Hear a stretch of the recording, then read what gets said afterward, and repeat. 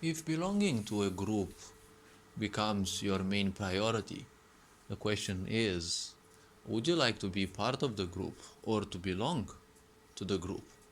Because when you take the words that you're speaking more seriously into account and you actually speak them again, there is a difference in between being part of a group, so therefore being, and part of, and also group, and at the same time there is the other structure which is to belong and well to a group.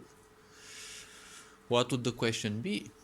Well, when you say your clothes or your things, right? How do you call them otherwise? Well, you call them your belongings. When you belong to a group, you're technically their slave, right?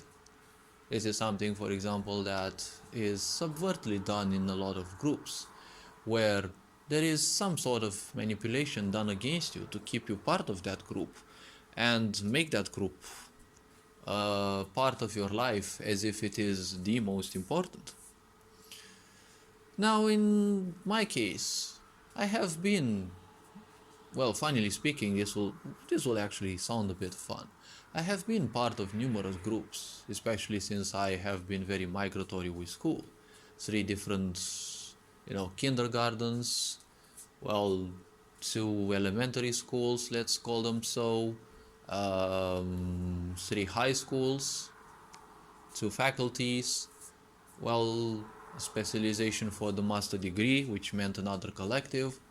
Now, the interesting part is, I have been part of many collectives. The most I've been was 3 years and a half. The point of this is, even if I have been in those groups, I never felt part of any of those, nor did I even belong to those. Now, obviously, in a way, you are taught ever since you are young that you belong to this society as if you are something that this society needs to use and then discard.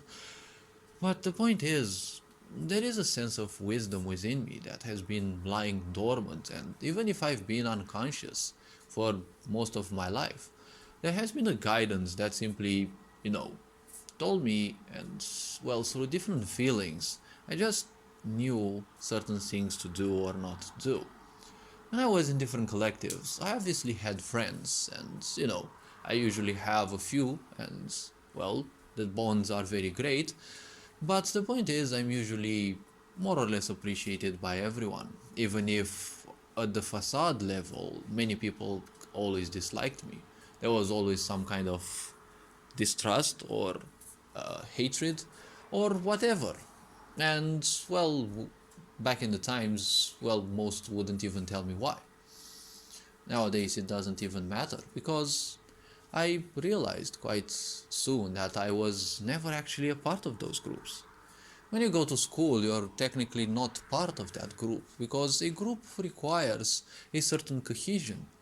But in this sick world, you're taught to fight against others, to fight your own friends at school because you must get the best grades. That's theoretically more important than what you're learning.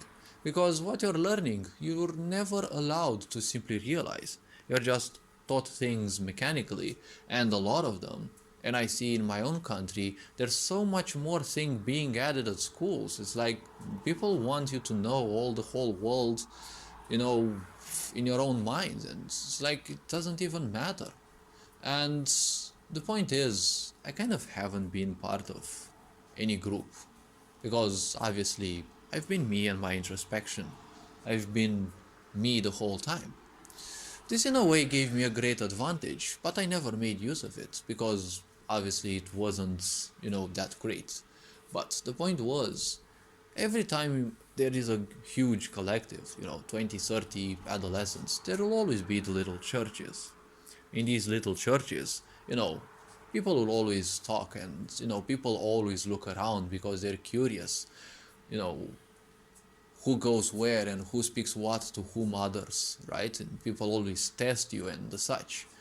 Seeing that I was always sitting in my own place, doing my own things, I was in a way trusted also by most groups because they knew that if they would tell me something and, well, my aura kind of makes people tell me things, even things they wouldn't normally speak, even secrets that they wouldn't normally entrust to others. Well, they knew that those would sink into me, and, well, to be honest, I would even forget those like the very next moments. Because other people's secrets were never an interest, and me being part of a collective was, well, kind of irrelevant. Though it kind of felt sad in a way because, well, loneliness may feel like a curse. But, well, loneliness built me the way I am right now. I wouldn't be this without my periods of introspection, and, well, so there was this question, is it so important to be part of a group, or why was I in so many groups and, well, technically not part of them? Because many people will judge you and they'll call you antisocial or whatever. My parents did this, and, many others. It wasn't much of a problem, but all the mental and emotional tormenting actually has a certain purpose. If the things you've gone through in your life haven't brought you down, well, it's not that the others haven't tried their best, it's just that they failed, irrespective of how much they tried or, well, how much they didn't. Being part of those groups, I never came back. Like, once I left them, I simply left them and that's it. I never took part in any of their parties or, separation parties, which kind of feels awkward if you ask me. Like, when you finish your last school year and, your collective would split, then you have the so-called last parties. Like, why would I even party?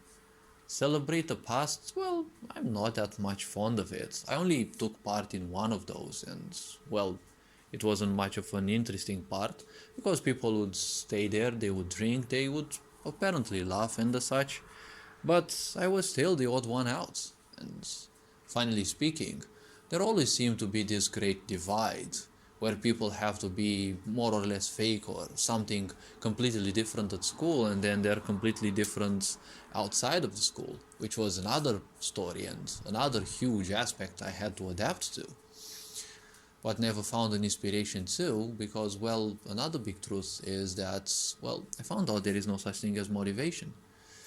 But it is a very important thing if you want to capitalize on it, because many people are taught that they are losers since birth, so you can easily fool them around with this term called, well, inspiration, and you can make a lot of money out of it because people seek that thing blindly.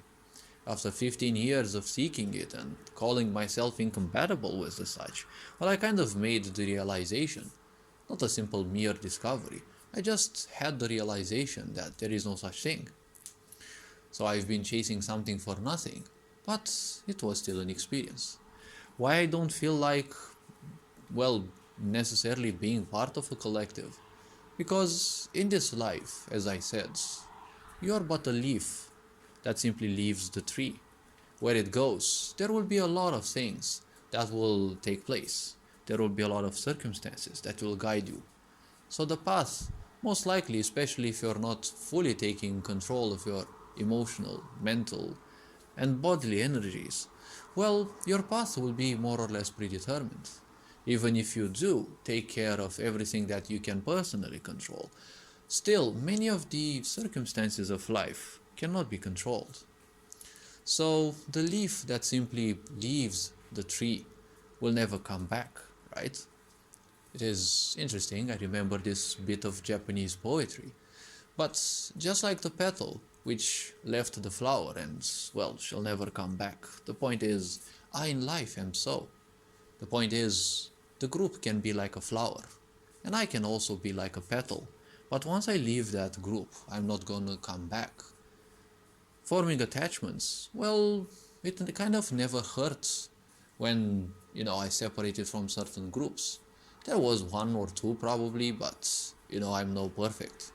And ultimately, when you meet a lot of different people, you learn many subterfuges, and when you spend time simply researching others and allowing them to speak and manifest, well, it allows you to see deeper aspects of people, not just the facades they have been programmed to show.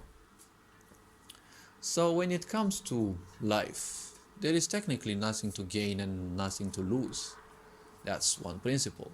Many might say that, well, I'm kind of minimalistic, but ultimately, there is nothing to gain in this world because nothing is yours. Everything is a tool and has to be used appropriately. But you have to realize that there will be a time when that tool will simply leave your life. Be it that someone else will steal it, or be it that simply, well, death shall do you apart. It is something that needs to come as a realization before everyone. And in life, the same thing applies. Friends, more or less, they are still a tool. This might sound narcissistic, but it specifically applies to people who are codependent. Because obviously, when you are codependent, there is nothing else than tools, right? You need your friends. You're not inviting them, you're not welcoming them. You just need those people to simply allow yourself to feel emotions and feelings, because without others, you feel that you're nothing. Probably this was one of my strengths all the time. I never felt incomplete without others. Well, obviously the sensation still existed because when you're surrounded by so many people, you're gonna take it as normal. And obviously we're all a little bit codependent in this society because there's so many fake people and, well, it's hard to find someone to, be your match. But at the same time, I found out, why would I need to find someone else to be my match? If I seek people and I'm half a person, most likely I'll meet another half a person. And two halves of a person only create one person, but we're basically two people. So that is not another good way. So when it comes to finding a group, well, the point is, whatever social aspects there are, I simply cannot attach myself to any group. And since I always seek neutrality, the point is every group usually follows some sets of dogmas, which usually have no value to me either. So the point is, why would I need to actually be part of a group or belong to a group in the worst case scenario? If people would need me, they'll probably need me for the few things I can do, for the introspection that I can give, and for the other little things that I can do, probably some short video animations in RPG Maker or similar silly little things like that. Most likely I'm gonna learn other things in the future, so my skill repertoire may actually improve. So the point is, why would I fight other people's wars? Why wouldn't I actually live my life, making sure that other people's life, directly or indirectly, becomes so nice they don't even have to remember me? Because ultimately, a leaf that leaves the tree shall never come back. So the point is, if I'm part of a collective, well, why would it matter? Any thing that I would change in the group, well, change anyway it happens. It's funny to say that usually anyone who has been around me has had a certain change, be it that they spoke about me, around me, or with me. If I spend a lot of time around people, there is usually some little change within them. Now, I'm not sure if I'm 100% responsible for that, but my way of being usually, distracts people. It's like, I won't speak much about this. I'm no guru or, someone to awaken people, but there is something different, as people say. I'm obviously not the only one. But the point is, I do not seek belonging, because technically you do not belong to this world. That is why so many people feel so. You simply do not belong to this world. You're just a traveler.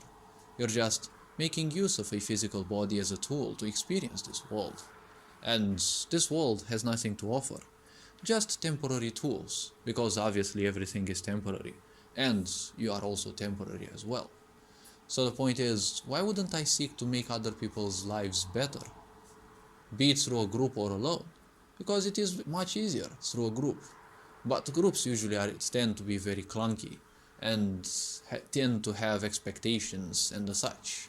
And we all know that expectations aren't necessarily healthy. So, do you feel antisocial? Well, Hopefully this introspective video told you a little bit about groups and belonging, because if you want to be just a tool for a collective, let them make use of you. If you want to be part of them and just offer some neutrality, well, that would most likely be highly appreciated. Because this world is full of people who are just one-sided, and they would die for a cause that isn't even theirs.